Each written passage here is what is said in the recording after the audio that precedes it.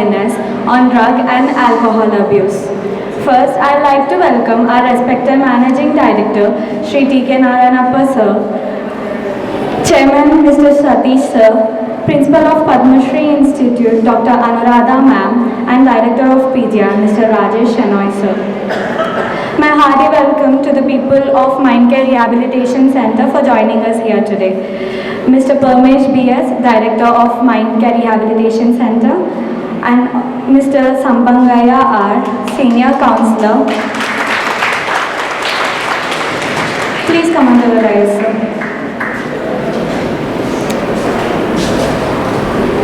Also welcoming Mr. Shrikant, Mr. Anand, resource persons.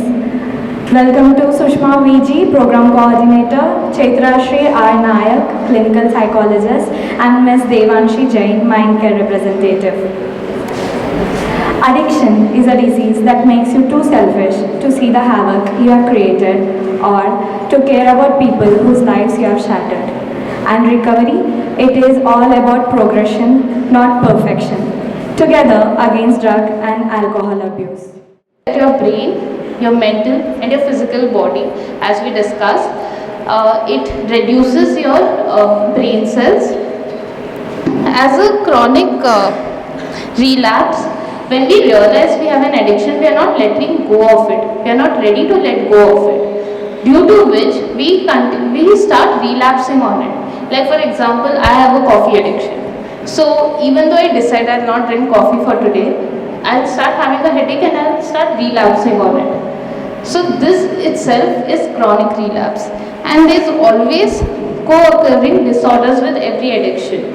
Like I mentioned, if I have a coffee addiction, then I'll also have, if I do not drink it, I'll have other co-occurring disorders as well, like anxiety, headache.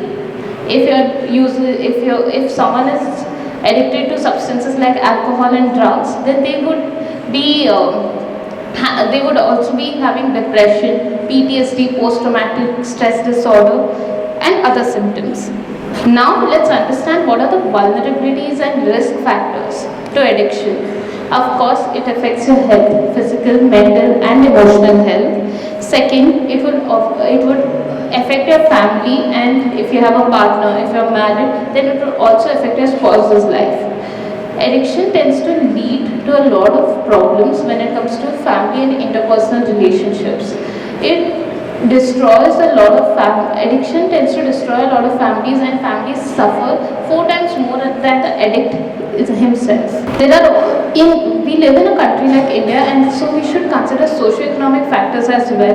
There is high levels of poverty, and there is lack of educational opportunities, so which leads to if a person from a background who cannot afford the facilities, then they tend to go on a deep hole, so where they cannot get out of most of the time. Now I would like to play a small video.